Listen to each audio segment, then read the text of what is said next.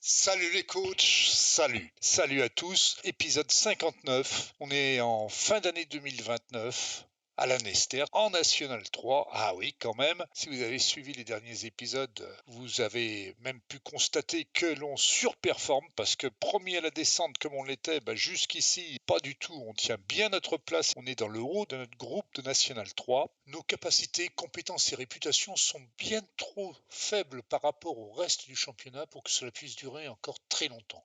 On va voir un petit peu rapidement tous les matchs de cette fin d'année 2029. Vous verrez qu'il y a des bas, et puis des bas, et puis des hauts, et puis encore des bas peut-être. Enfin, on verra bien. On n'est pas encore rendu tout à fait au bout de cette année 2029. Mais bon, il y a de l'espoir aussi pour la Nester. Et puis surtout, dans cet épisode, on va passer un petit peu de temps, beaucoup de temps, on va dire, sur les soucis des coachs. En tout cas de celui de la Nester, qui se trouve être le coach que je préfère. J'ai nommé Ted Lasso, et il a des soucis, le pauvre Ted Lasso. On va en parler pas mal. Premier match de cet épisode contre Rouen, chez nous, à domicile, et ça avait plutôt bien démarré à la 17e minute. Guinée est lancé en profondeur et marque de manière imparable. On peut pas dire que c'était une surprise, on avait joué correctement jusqu'ici, mais bon, ça pouvait pas durer longtemps contre une équipe de la qualité de Rouen. Et à la 23e minute, voilà, on laisse traîner un ballon dans la surface, c'est bien, égalisation. Et on a bien tenu, après on a bien joué, bien continué à jouer jusqu'au moment où on a gaffé un peu aussi. Puis en fin de match, à la 83e minute, on se fait prend un but d'école, tout seul au milieu de la surface de réparation pour reprendre de la tête. Dommage. On enquille notre deuxième défaite contre Rouen. Bon, on peut pas dire que c'est indécent, mais à 10 minutes de la fin, on faisait jeu égal. Il n'avait eu qu'un seul tir cadré. On était en tête à la possession de balle, aux passes réussies. On était même en avance au XG à 10 minutes de la fin. Et puis voilà, bon, grosse gaffe en défense. D'ailleurs, ça se voit, la défense, c'est pas tellement ça. Buisson, pas terrible ce jour-là. Forveille-Masson, correct sans plus. Castet, ça va assez correct aussi. Romain passe un peu à travers parce que, 2 tirs cadrés, 2 buts. Il n'y a pas grand-chose à dire de ça. On est un peu en devenir sur cette équipe. Je sais pas trop comment la gérer. Keïtan, Guinée font un bon match. J'ai pléthore de joueurs à certains postes. J'ai d'autres joueurs qui veulent plus jouer à leur poste, mais qui veulent jouer ailleurs, comme Vieira, qui j'ai bêtement promis qu'il pourrait jouer comme attaquant pivot excentré dans cette position-là. Mais on va en reparler de Vieira. Vous inquiétez pas, ça va durer un moment. Je vais vous apprendre des tas de choses sur les promesses qu'on ne devrait jamais faire. Et puis, Buisson, pas dans un bon jour. Véronneau, c'est pas terrible. Je sais pas si Maréchal, je dois le faire jouer en milieu offensif central ou en milieu central, meneur de jeu en retrait. Jeunesse à gauche ou Maria. Et puis Julien, j'en fais quoi de Julien, nouveau joueur qui s'est plutôt bien comporté dans les peu de matchs qu'il a joué avec nous. Et Chilumba qui a été engagé l'année précédente aussi pour jouer à ce poste-là. Donc voilà, plein de soucis et je sais pas trop comment les régler. Vieira veut jouer là, mais Meillet est bien meilleur. Si vous avez suivi les précédents épisodes de mon système, Meillet est bien plus efficace à cet emplacement-là que Vieira. Mais voilà, j'ai fait une promesse à Vieira. Allez, ce n'est pas très grave, il n'y a pas de catastrophe, on est toujours dans le coup, on est 6e, bon c'est pas forcément très glorieux, on n'est pas tout à fait à la fin des matchs allés, on est au 10e match sur 26 en tout et on a 10 points d'avance sur le premier non relégable. C'est honnête. Pour une équipe qui devait être reléguée, c'est très honnête. Prochain match, en déplacement à Cherbourg, ils sont en tête du groupe et plutôt largement. Un nul, une défaite. Donc allons voir ce qu'on a fait à Cherbourg. Ok voilà, Cherbourg, je ne vous cache pas le résultat, vous le voyez affiché à l'écran. Encore une défaite, 2 défaites consécutives, ça commence à peser un peu lourd dans les galoches. Et puis là, vous voyez que l'équipe, non match absolu. Pourtant, on ne perd que 1-0 contre le premier du groupe, mais on a été dominé. On a joué plutôt replié, plutôt en défense. Vous voyez, voilà, on est là, on a joué dans notre moitié de terrain, quasiment le bus devant le gardien. Le gardien a beaucoup d'activité. On a 0 tir cadré, donc on peut pas espérer grand-chose. Et on ne perd qu'à la 91e minute, donc jusqu'au bout, on a joué pour le match nul. Puis voilà, il n'y a pas eu. Voilà, il n'y a pas eu de match nul parce que en fin de match, on craque. On craque un long centre et personne là-bas. Bon, Bah voilà. Le flanc défensif gauche était complètement abandonné. Buisson n'était plus là. On n'a plus que nos yeux pour pleurer. Pourtant, on a la possession de balle. Les passes réussies, pas vraiment. Et puis bon, c'était un non-match. Je l'ai mal géré. C'est de ma faute. Il n'y a rien à dire. Tant pis, c'est fait. Mais ça commence quand même à faire un peu négligé. Sur les 6 derniers matchs, on en est à 3 défaites, 1 nul, 2 victoires, dont une en Coupe de France. Au pénalty en plus, après 11 matchs. Tient encore fièrement, toujours à 10 points du premier non relégable. Mais ça commence à avoir un peu de pression sur nos épaules. Et puis, la dynamique de groupe, elle est toujours très bonne. Mais on l'a expliqué au cours de l'épisode précédent, le passage de excellente à très bonne, ça nous a coûté très très cher. Puisque maintenant, les joueurs, ils ont une entente extrêmement forte. Donc ils se trouvent plutôt pas trop mal sur le terrain. Mais ils se bagarrent plus comme des chiens pour récupérer le ballon comme ils l'ont fait pendant tout le début de cette saison. Vous vous rappelez, si vous avez regardé les épisodes 55, 56, 57, surtout le 56, on se battait comme des chiens et où on gagnait des matchs contre des équipes beaucoup beaucoup plus fortes que nous. Eh bien, c'est la différence entre cohésion d'équipe excellente et cohésion d'équipe très bonne. Alors, pour le moment, on essaye de retrouver cette cohésion d'équipe. Pour le moment, on a un match de Coupe de France à gagner et c'est contre une équipe. Alors, je vous en ai parlé dans l'épisode précédent, c'est une équipe de Guadeloupe. Elle n'a pas de championnat. Tous les joueurs, ils sont grisés. On va aller tout de suite voir ce match qui est hyper important pour nous parce que, alors qu'on commence à frôler le déficit global, vous connaissez le problème de la Nester depuis longtemps, si vous suivez cette série, il nous faut impérativement aller le plus loin possible en Coupe de France et on a eu de la chance, on a eu des tirages particulièrement favorables jusqu'ici pourvu que ça dure. Et le 8e tour de la Coupe de France, dans règlement, 8e tour, si on gagne, on récupère 20 000 euros et ensuite on accède au 32e de finale. Vous vous rendez compte, pour un petit club comme la Nester, les 32e de finale, c'est magnifique. Et au 32e de finale, si on passait, on aurait 46 000 euros. Ça nous donne à peu près 4 à 5 mois de budget assuré. Voilà, donc il faut. Eh bien, on va aller voir tout de suite ce match contre l'équipe guadeloupéenne de Le Geldar. Allez hop, on y va. Le match contre Le Geldar, on avait prévu une équipe avec beaucoup de jeunes. Lefebvre, Maria, Maréchal, Goy, Chabot, excellent aussi. Plein d'avenir. Twileb, ce sont des joueurs en devenir. Meilly qui ne joue pas assez en ce moment parce que Vieira, Le Bar, on va en reparler dans pas longtemps. Ce match de Coupe de France, on a fait de notre mieux. Et c'était pas toujours facile. Donc là, on est déjà à la 16e minute, ça veut dire qu'il ne s'est pas passé grand-chose avant. On était pourtant en positif, pas en offensif, mais en positif. On était quand même très très méfiant de savoir ce qui nous attendait de cette équipe de joueurs fantômes, de joueurs grisés. C'est des joueurs qui n'ont pas d'existence valide. Et on a commencé à prendre confiance. Guinée, il n'est pas hors jeu. Et non, il est couvert ici là par un joueur adverse et Maréchal a fait la passe qu'il fallait dans le bon timing et ça fait 1-0 pour la Nester.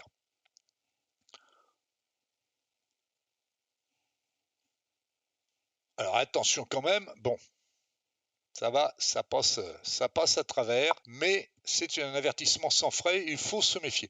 On est déjà en deuxième mi-temps. C'est vous dire qu'il se passe vraiment rien. Et Maria sur un grand centre de Nguini. Maria est là à la réception. La défense le regarde. Elle admire parce que sa tête va au fond des filets. Ça fait 2-0. Et ça va pas tarder à faire 3-0 sur le corner de Maria. C'est Masson qui est surgi à point nommé. Et Masson, tenez-vous bien, c'était notre buteur numéro 1 dans les années Régional 3, Régional 2, pas en Régional 1. Il marquait quand même pas mal de buts en Régional 1. Et bien là, c'est son premier but en National 3. Un dépucelage qui nous fait bien plaisir parce que là, ça fait 3-0. Il reste 10 minutes à jouer et on est maintenant à peu près tranquille. On risque pas grand-chose, mais c'est pas de notre faute parce que ce coup-ci, il aurait dû aller au fond et on est sauvé par le poteau. Donc en fait, voilà, le Geldar ne nous a pas impressionné plus que ça.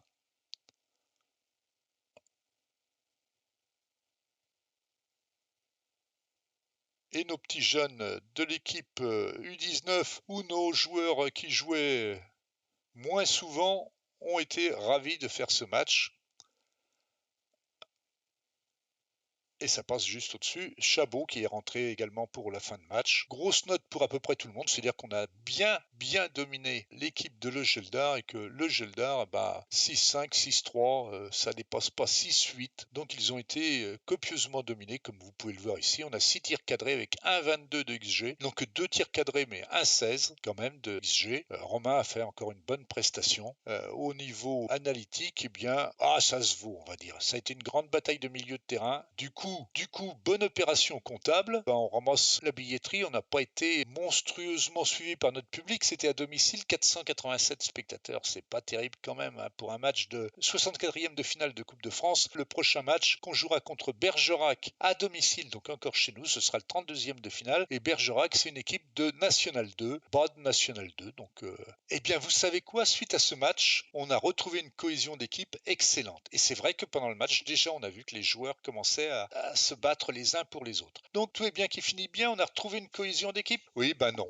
Non, elle va durer 3 jours. 3 jours, elle va durer cette cohésion d'équipe. Alors, pourquoi? Parce que j'ai fait une promesse à Vieira. Alors, cette promesse, voilà comment elle est libellée. Il utilisera son poste de prédilection comme ailier droit dans un rôle d'attaquant pivot excentré. Et il me reste 46 jours pour la valider et pour le moment, il est très préoccupé par le fait de jouer toujours aussi peu à son poste et dans son rôle de prédilection. Préoccupé? Aussi peu? Non, mais il rigole! Jérôme Vieira, rapport, forme, il joue en attaquant pivot excentré depuis la mi-octobre. Alors pourquoi est-ce qu'on a un problème là? Eh bien, voilà, ça arrive quand même relativement souvent. J'ai fait beaucoup de recherches, hein, vous me connaissez. J'ai fait beaucoup de recherches sur le sujet, ça m'était déjà arrivé dans le passé. Le problème est que Football Manager 2024 en particulier, c'était déjà vrai dans les versions précédentes, mais là, dans 2024, c'est encore pire, est très pointilleux sur le terme de rôle et de poste promis. Et pour que la promesse soit tenue, il faut qu'il y ait un certain nombre de matchs réalisés dans ce poste et dans ce rôle prévu, exactement, tel quel, et que les matchs dans cette position durent au moins 60 minutes. C'est-à-dire que si vous en faites rentrer un joueur tous les matchs au poste et au rôle prévu pendant 50 minutes, ça fonctionnera pas. Or là, ce n'est pas du tout le cas. Ici, il est remplacé à la 88e minute, là à la 76e, là à la 67e, là il a été remplacé à la 82e, 83e, 58e, donc ça compte pas. Remplacé à la 78e, et ici il était rentré à la 67e, donc ça comptait pas là non plus. Il a quand même joué très souvent à cette place-là. Alors, pourquoi est-ce qu'il y a un problème? Eh bien, il semble que la promesse faite en français et la promesse en anglais soient pas tout à fait les mêmes et que c'est très difficile à détecter. Alors, on va vérifier ça tout de suite en passant le jeu en langue anglaise. Préférence, on met le jeu en anglais, on confirme, il faut le faire jouer en Wide Target Forward. Bon, j'ai vérifié, Wide Target Forward, c'est un poste de milieu offensif droit. Si on vient voir ici, qu'on met par exemple Vieira ici, il n'y a pas de Wide Target. Si on le met là, Wide Target Forward, on peut le faire jouer en support ou en attaque, ça n'a aucune importance pour ce que j'en sais, mais voilà, ça existe, c'est bien là. Normalement, il devrait être satisfait, eh ben il ne l'est pas. Et ce qui m'interpelle énormément, c'est que dans les promesses ici, quand elles sont en anglais, will use him in preferred position as an ailier droit. Alors en anglais, ça n'existe pas ailier droit. With an attaquant pivot excentré rôle. En anglais, c'est pas attaquant pivot excentré, c'est Wide Target Forward. Visiblement, la traduction de la promesse et de la demande ne sont pas compatibles et on n'arrivera jamais à être d'accord avec Jérôme Vieira. Il aurait fallu regarder la traduction anglaise au moment de la demande pour être tout à fait certain. De deux choses l'une, où je trouve une combine pour que Jérôme Vieira soit satisfait et ne me pose plus problème, ou j'accepte d'aller au clash. Hop, je me repasse en français. Voilà, on est revenu en français. Jérôme Vieira, qui est très préoccupé de jouer toujours aussi peu, etc., eh bien, quand on va voir son moral est excellent, il est ravi de l'entraînement, il est satisfait de la manière dont on le traite, il est satisfait de sa situation au club, il est satisfait de votre gestion de l'équipe, il est ravi que son temps de jeu convenu soit respecté, c'est vrai que c'est pas tout à fait la même chose, et l'état d'esprit général est qu'il est ravi. Donc, pour le moment, il n'est qu'inquiet pour sa promesse. Donc c'est quand même un petit peu perturbant. Alors que faire? Je vous le dis tout de suite, renégocier un nouveau contrat en oubliant soigneusement de faire une promesse quelconque ne résout rien. J'ai déjà expérimenté ça par le passé. Une promesse faite reste là où elle est, et si vous allez au clash, vous le payez d'une manière ou d'une autre. On pourrait penser que la promesse enregistrée est différente de ce qui apparaît et qu'il nous reste quelques jours pour trouver ou faire jouer Vieira afin de le contenter, mais en fait, en fouillant dans mes archives, j'ai trouvé la save juste avant la proposition de contrat. Et je vous propose de la regarder en version anglaise. Je vais donc la rejouer. Là, je suis passé sur la version anglaise et je suis sur la save du 21 juillet 2029 au moment où je me préparais à offrir un contrat à Vieira. Démarrer les négociations. Enter contract negotiations. Voilà. Will play in preferred position and role. Will want to play as an attacking midfielder right with the role of wide target forward. Wide target forward, c'est attaquant pivot excentré. Donc voilà, il aurait fallu ici essayer de le virer. Est-ce que ça aurait marché? Oui, il l'aurait pris. Et voilà, je ne l'ai pas fait. Donc, en tout cas, c'est bien ça qui avait été pris. Donc, il y a typiquement un bug. C'est bien un bug Football Manager 2024 qui fait qu'il fait une proposition, qu'on la tient et qu'il considère qu'elle n'est pas respectée. C'est bien dommage. C'est bien dommage. Donc tout ça pour vous dire que ça va être un peu compliqué à gérer et qu'à un moment ou à l'autre, on va aller au clash avec Vieira. On va aller aussi certainement au clash avec Chilumba parce que lui, il est mécontent. Il est préoccupé par son temps de jeu, il veut débuter plus de matchs et effectivement, il ne peut pas dire qu'il a le très bon niveau pour jouer avec nous. Donc il joue moins. Je préférerais faire jouer mes petits jeunes. Donc j'ai essayé de discuter avec lui puisqu'il m'a mis en demeure de le faire jouer davantage. Donc j'ai essayé de trouver un compromis. On va essayer de le faire jouer davantage, mais c'est pas gagné. Alors maintenant, maintenant j'ai aussi une promesse avec Chilumba et j'ai 55 jours pour la réaliser. Espère que son temps de jeu augmentera bientôt. C'est pas gagné non plus. Donc là, on l'a vu, après notre performance toute relative en Coupe de France, on est redevenu une cohésion d'équipe excellente. Donc tout va bien. On va aller jouer Saint-Malo chez eux, qui va pas être une partie de plaisir. On avait identifié ces matchs, Rouen, Cherbourg, Saint-Malo et Redon comme étant des matchs très difficiles et qu'après ce serait un peu plus facile. Mais pour le moment, ça fait chuter un petit peu notre morale, même si pour le moment, encore une fois, la dynamique de groupe est excellente. Je vous le dis, ça va pas durer, ça va durer très exactement 3 jours, jusqu'au moment où Chilumba va me dire qu'il veut jouer davantage. Alors, on a eu l'aperçu de la nouvelle promotion de John à Lanester, donc excellente promotion avec un gardien de but qui semble très prometteur, au moins un défenseur latéral très prometteur, au moins 2 de nos défenseurs centraux semblent plutôt prometteurs, et un milieu axial, l'un de nos jeunes, semble très prometteur au poste au milieu de terrain, donc c'est déjà pas mal, ça nous fait 3 joueurs très prometteurs, 2 joueurs plutôt prometteurs, et puis pour le reste, ce sera plus ou moins bon. Et puis, voilà, quelque chose qui arrive excessivement rarement, ça doit faire ma 3e ou 4e fois dans les dernières années de Football Manager, où l'un de nos jeunes du centre de formation se fait chipper pendant la formation par une autre équipe. Alors Moulisport, c'est une équipe de Nouvelle-Calédonie. C'est encore une équipe qu'on va pas pouvoir voir, qui n'a que des joueurs grisés, exactement comme en Guadeloupe. Ah, pas tout à fait. Là, tiens, il y en a quelques-uns là, qui ont le niveau régional. Donc voilà. Alors ça arrive très très rarement, mais ça arrive, il faut le savoir. Vous pouvez vous faire shipper vos joueurs avant même qu'ils n'arrivent dans votre club. Alors question, aurons-nous 15 joueurs ou 16 joueurs dans les New Gen? Eh bien, réponse au mois de mars. Eh bien voilà, mon président unique et préféré m'a offert un nouveau contrat que je me suis empressé d'accepter. Vous connaissez mon idée sur le sujet.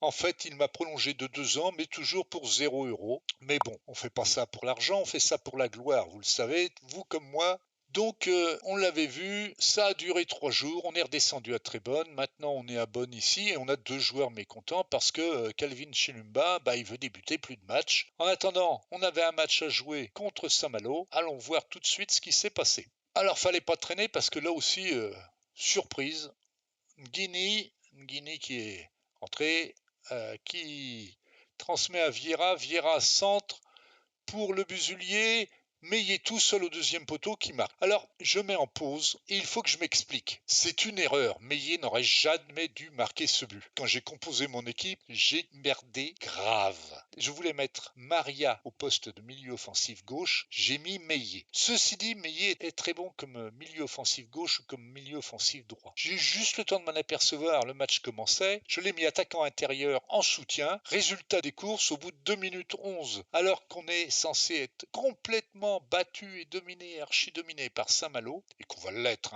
eh bien Meillet se retrouve tout seul à un poste où on ne l'attendait pas, parce qu'il n'aurait jamais dû être là. Mais en tout cas, il y est à point nommé, il reprend, il marque. Comme quoi, on peut faire des bêtises et être un héros. Jusqu'à ce moment-là, Ted Lasso était le héros de l'Annester parce que ça gazait impeccable. On vient mener 1-0 à Saint-Malo. Ça va pas durer, hein, rassurez-vous. En fait, on fait un très très mauvais match. En première mi-temps, on a été en dessous de tout. Alors, on est au score en plus, alors encore plus en mode prudent, plutôt bas sur le terrain. Et voilà, ben oui, mais quand on est... Ben là, merci Romain, il s'en sort très bien. Pas encore un but, mais chaud quand même. Chaud bouillant, chaud patate. On n'était quand même pas fiers et pas très bons. Parce qu'on était complètement dominé et qu'on ne voyait pas vraiment le ballon.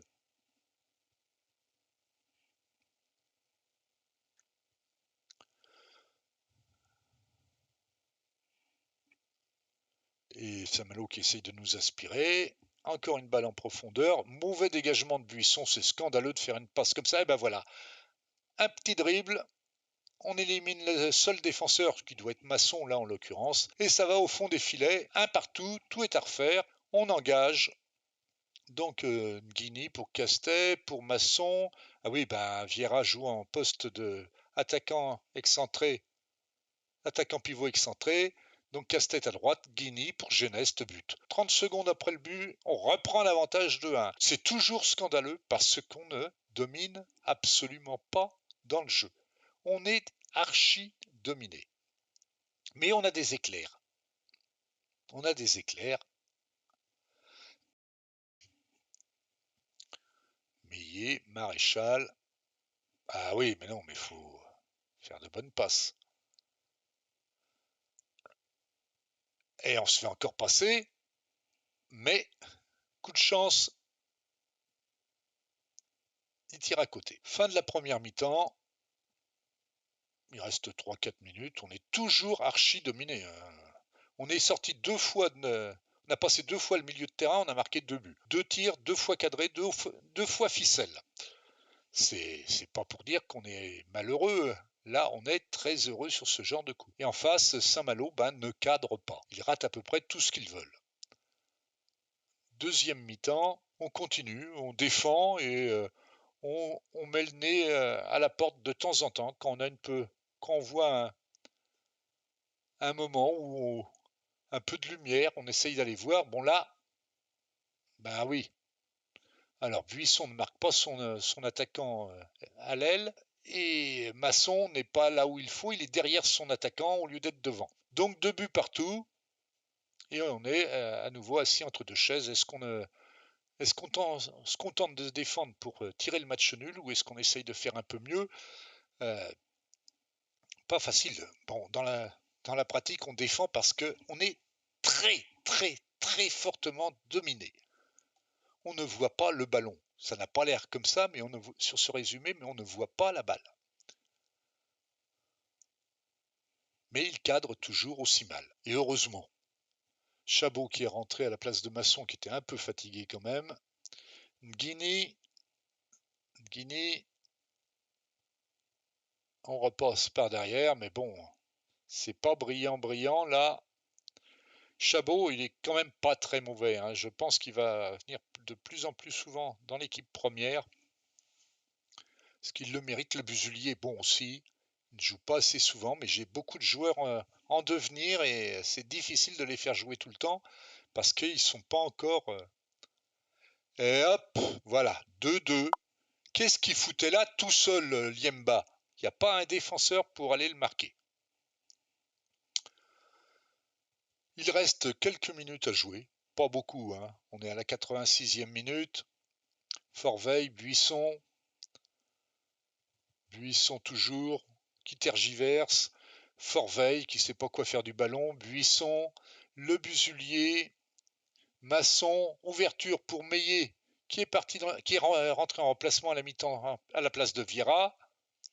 Pour Le Busulier, alors qu'il avait des solutions à 3 mètres du but, il passe en retrait aux 20 mètres à Le Busulier qui ne se pose pas de questions, juste sous la barre, 3-2. Et ben vous savez quoi, quand il reste 3 minutes et qu'on mène 3-2 contre un club à battre absolument, eh ben on bétonne. Et c'est ce qu'on a fait et on a eu assez de chance pour réussir à tenir le score jusqu'au bout. Donc voilà, eh ben, la ligne d'attaque magnifique. Bon, sauf Vira qui n'a pas été brillant encore. Bon, vous avez vu, hein, ils ont 11 tirs cadrés, ils marquent 2 buts. Nous, on a 5 tirs cadrés, on en met 3. Si c'est pas avoir de la chance, ça, je sais pas ce que c'est. La ligne défensive a été assez moyenne. Romain fait un match parfait, quasiment. Les remplaçants défensifs, Chabot et Twileb ne sont pas notés, mais on les a vus à l'œuvre. Enfin, je les ai vus à l'œuvre sur le terrain. Ils ont été très bons. Twileb était rentré à la place de Castet et Chabot à la place de Masson, qui était monté remplacer Maréchal, qui était cuit. Si vous avez vu l'épisode précédent où on jouait avec 2 ailiers en position semi-défensive, un milieu sentinelle Masson et un milieu box-to-box ou un milieu un meneur de jeu central en position repliée, mais qui contrôle un petit peu ce qui se passe devant.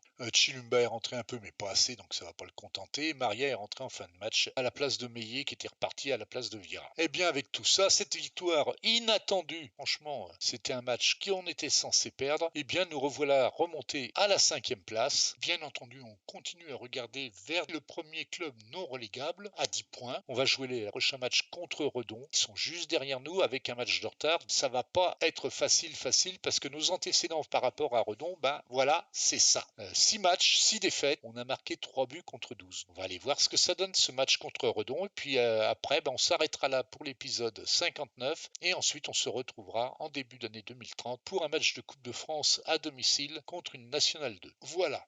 Donc le match contre Redon, eh bien un début de match catastrophique. On n'a rien fait, on a été en dessous de tout.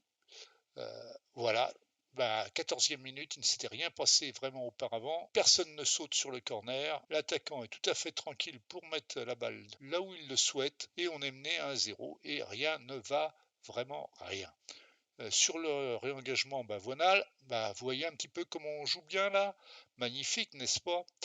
Et ça devait être Guigny là, qui était en train de faire n'importe quoi. Centre, Dibi, voilà, 20-22 mètres de début, tranquille. 2-0, le match vient de basculer en 1 minute. On n'a rien fait jusqu'ici. Et il va peut-être falloir se sortir les doigts du cul, si je puis dire, parce que la situation est grave. Et on n'a pas le ballon et on ne fait rien. Et voilà, donc Romain, t'as la parade là, heureusement, parce qu'il y a le feu à la boutique. Et on joue très bas parce que voilà, on n'est pas bien, rien ne va, rien ne fonctionne. Vira a retrouvé sa place en défenseur droit. Ah, Maréchal fait une interception magnifique. Il est lancé tout seul. Oui, mais voilà, il n'a pas de vitesse, Maréchal. Il ne sait pas quoi faire du ballon. Il hésite. On est en mode prudent aussi. Il repasse par Maria derrière. Et puis, voilà, ça va se terminer. Vieira qui donne pour Meillet. Meillet qui tire au lieu de passer au centre. Le gardien est à la parade. C'était une bonne occasion. 35e minute de jeu. Geneste. Maréchal pour Castet, qui redonne à Maréchal, qui ne sait pas quoi faire du ballon encore une fois. Buisson, Castet, Geneste, ça tourne sans initiative, sans envie, on ne sait pas quoi faire du ballon, on n'ose pas, on ne fait rien. Et voilà, Buisson se fait chipper, ou donne plus exactement le ballon, plus que se le fait chipper par Afloc, qui passe à Dibi qui était déjà l'auteur du but précédent, qui rentre dans la surface, tire, poteau rentrant. On est toujours en première mi-temps, mais vous voyez, rien ne va, on ne peut pas aligner 2 passes, ça ne fonctionne pas. Il n'y a rien qui marche. Et il est grand temps de remettre de l'ordre là-dedans. Donc j'attends avec impatience la mi-temps pour donner quelques consignes aux joueurs. Mais pour le moment, oh là là, vous vous rendez compte, Masson qui se fait prendre, Romain encore à la parade. Et là, on est en deuxième mi-temps et j'ai poussé une grosse goualante à la mi-temps et ça va un peu mieux et on voit les joueurs commencent à aller chercher un peu le ballon. Et là, Maria pour Vieira qui déborde sur l'aile. Il centre. Guinée a laissé passer. Chilumba est au point de pénalty pour récupérer le ballon. Ils le mettent au fond des filets. 3-1. Donc, Masson, Maréchal, Meillet, Keita qui redonne à Meillet, qui redonne à Le Busulier. Le Busulier hésite, il trouve l'ouverture pour Geneste. Geneste tout seul face au gardien, 3-2. Remontada. Et du coup, c'est Redon qui commence à douter un petit peu, qui commence à faire un peu n'importe quoi. Et voilà, on récupère des ballons. En tout cas, c'est déjà mieux par rapport à la première mi-temps. Chilumba à la manette. Meillet, Vieira qui centre, et c'est Keita cette fois-ci qui a la récupération au 7,50 m. Ça fait 3-3 et on est revenu dans le match. On est revenu dans le match, mais bon, subit quand même. Romain est à nouveau à la parade. Et on approche tout doucement de la fin du match. On est dans le money time. Flock à nouveau. Robert qui centre. Ah, Vieira a réussi à écarter le ballon. Ah bah oui, mais Romain ce coup-ci, c'est lui le fautif parce qu'il saute mal, il se détend mal. Le ballon passe juste sous la transversale. 4-3 et on était quasiment dans les arrêts de jeu. C'est bien dommage. Ben là, on va retomber un petit peu dans nos travers, quoi. Donc, on va encore perdre une énième fois contre le FCAV Redon. Hélas, on a juste espéré pendant un petit moment,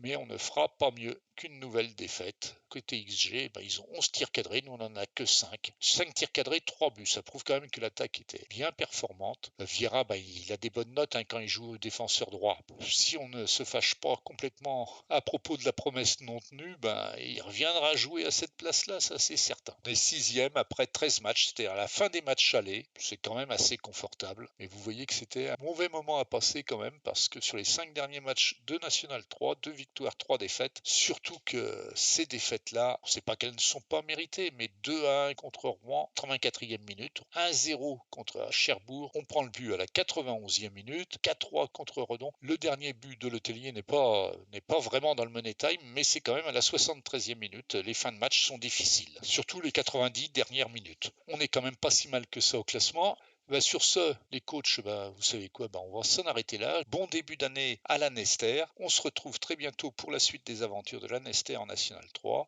Salut les coachs. À bientôt. Si vous avez aimé cette vidéo, un petit pouce en l'air, ça me fera plaisir. N'oubliez pas de vous abonner, vous serez ainsi informé de la sortie des prochains épisodes. Et si vous avez des questions, que vous voulez faire des remarques, laissez des commentaires. Je les lirai et j'y répondrai avec toute l'attention nécessaire. Si vous avez envie de venir partager avec nous, sachez que le groupe FM Plaisir est un groupe Facebook français tout récent. On n'est pas encore très nombreux, mais on est tous des passionnés qui seront ravis de vous compter dans leur rang, quel que soit votre niveau de jeu. Un lien vers le groupe se trouve dans les notes de cette vidéo-ci. Je vous laisse et je vous dis à très bientôt.